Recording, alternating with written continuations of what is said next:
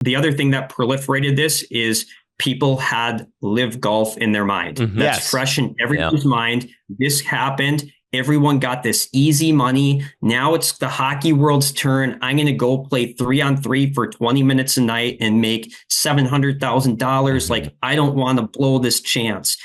And even after, Steve came out the next day and said, I have legitimate concerns, and posted that. And that did not slow down this thing at all, seemingly. No. People kept going to it. People even after reaching out to people and being like, okay, that thing I got you excited about, stop being excited about that immediately. And they're like, I don't know, it sounds interesting. I'm like, I'm the one who told you about it, and I'm telling you it's not interesting. It's the temptation that the millions of dollars might be there. Yeah. But I'm still confused here, though. Why does Max Chambers and his son and this other guy, Peter, what's in it for them? What's the goal here? That's what I would love to ask Max Chambers. But when I called him a week and a half ago, the second I identified myself, he hung up the phone. But, I've had that question for all sorts of things. Why say you're going to buy 2 minor league teams in Florida when you don't have the money to? Why say you're going to buy the St. Louis Blues? Why try to buy the Victoria Grizzlies of the BCHL? And that was another one I just found as I was researching this. I found out that people in Manitoba had known him. I had not seen that covered anywhere, that he tried to buy the Grizzlies. And I kind of found that out. Why? That's a question. Why keep doing this? Why keep saying you have money that you don't? And, I tried to give him and people surrounding him an opportunity I said, hey, show me some sort of evidence that he has the money he does. Show me something that's real. Tell me an arena you guys have booked and signed up for. I can call that arena and verify this. Tell me something. And they had not been able to tell me anything. And they are telling people they have certain arenas booked. I called every one of them, and the response I got from nearly everyone was, I don't know what Major League Hockey is, never heard of it. We've never been contacted about this. I don't know who Max Chambers is. I did hear from one arena in Saskatchewan that said, we did talk to them a while back. We had one single conversation, never heard from them again. They are not playing at our arena. They have not paid a deposit, nothing. So a lot of the things, it's hard I can't sit there and look at his bank statement and say, this is how much money he's lying. But I can try to verify other things. And one of the things that I can verify is whether they booked an arena or not, whether they've booked any equipment deals or not. And everywhere I turned, nobody had ever even heard of this guy. Wow. And it's interesting. They would use, the person who roped me into it would use names to rope me into it even more. But there was one name that he used to rope me in that he was like, you cannot mention this person under any circumstances. And you and I were speaking, and we're pretty sure this is a very high-ranking former NHL executive.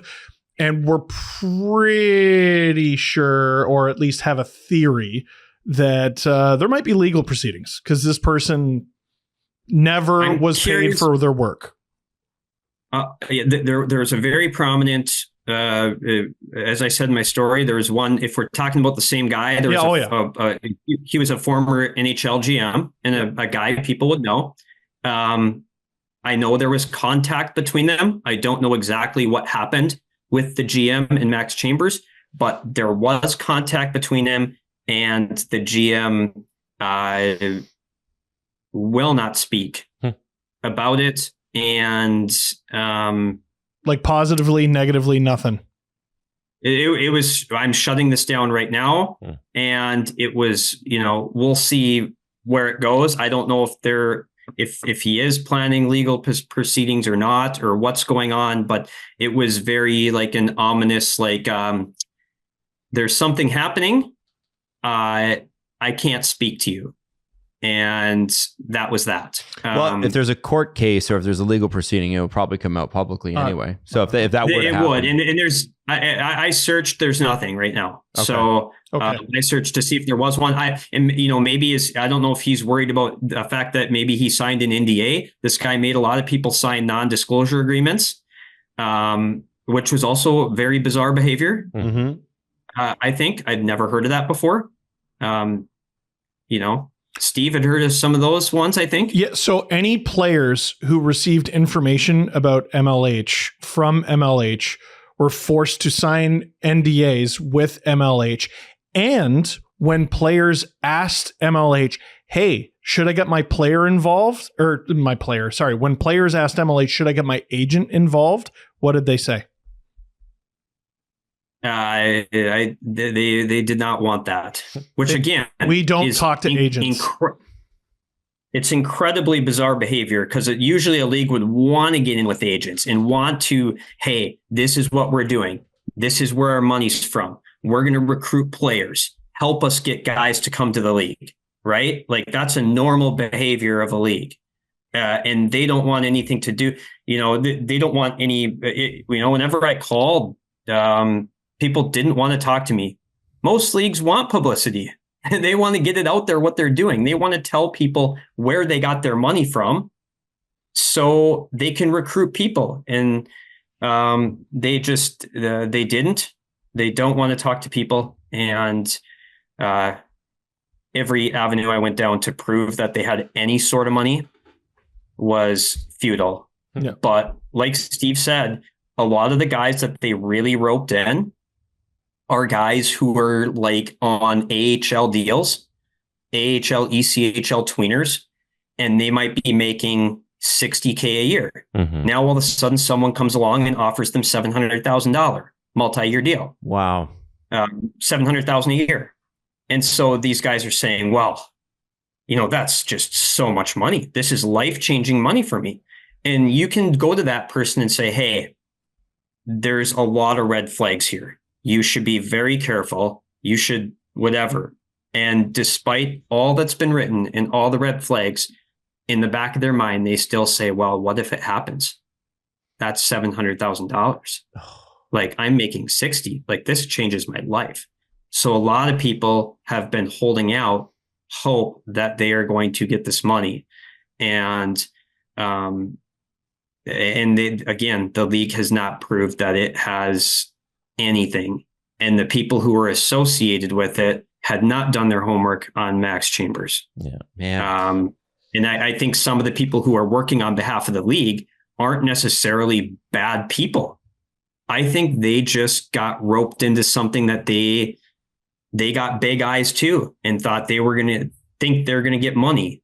And they just did not want to dig into the reality of whether there actually was money there. Wow. And this story is going to be, I hope it's not one that fades away until this name pops up again, like it has the last couple of times. The last couple of times this guy has come in and tried to buy things, it's kind of just faded into the darkness here. But hard to know where the story goes from here. But really appreciate you, Brad, doing all the research and the effort to go down a lot of pathways that led to nowhere to try to put this story together, because there's very few there, to make a great story, you need to like wrap it up in a little bow. And that's not what this story is. This story leaves a lot of weird, uncomfortable questions. And maybe this will lead into people actually reading the article that haven't yet. Can you tell us about the opening quote from the article? Because I think it's possible that's how this ends. So I called the guy who was going to sell the teams to Max Chambers in Florida in 2004. He's going to sell 2 teams to him. The guy's name is David Warrenker. And I called and, identified. I said, hey, my name's Brad Schlossman. I'm a reporter in Grand Forks, North Dakota. I'm looking into a guy that you crossed paths with many years ago. His name is Max Chambers. And the first thing he said, is he in jail? And I said, well, no, he's he's sort of creating this league supposedly, and he kind of just went off and said, "Hey, I think the important quote he said was, make him show you the money, and I'm talking real money, not hypothetical, real actual money." And that is something Max Chambers has never been able to do. And I wish some of the agents or some of the players getting involved when talking to them would really press them on these things and really say, you need to show me. So, like, I feel that they just don't want to piss them off. And they think, well, if I piss them off, that might be the end of my $700,000. So I hope people go back to them who have been contacted, both agents and coaches, and say, explain yourself. Tell me, show me something. Show me that you have some sort of money. Show me that you haven't been lying to me this whole time.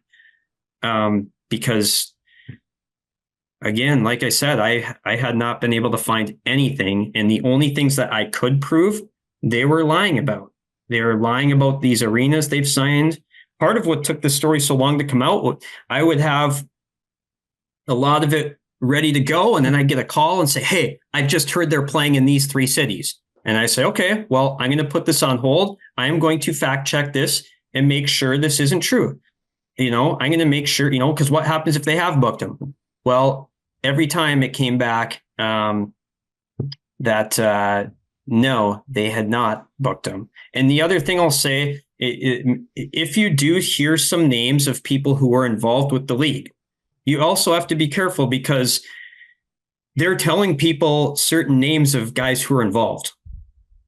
And I would check in with that person and they would be like, "What?" There was a guy who was named head coach of a team, and he was a former NHL player, and he had never been spoken to, right? Yeah. And then there's a guy who was going to be a GM of a team, and he goes, "I had one conversation with them months ago, one, and that was it. I never agreed to do it." Like, that was a guy who's currently in an NHL front office, by the way. Wow. Yeah. And he was like, "Yeah, I've never agreed to anything." So certain people that they're throwing their names around, it's not even real. So it's so hard to tell what the truth is, because there are just so many things that are untrue in this whole thing. So, if I'm curious if they're still trying to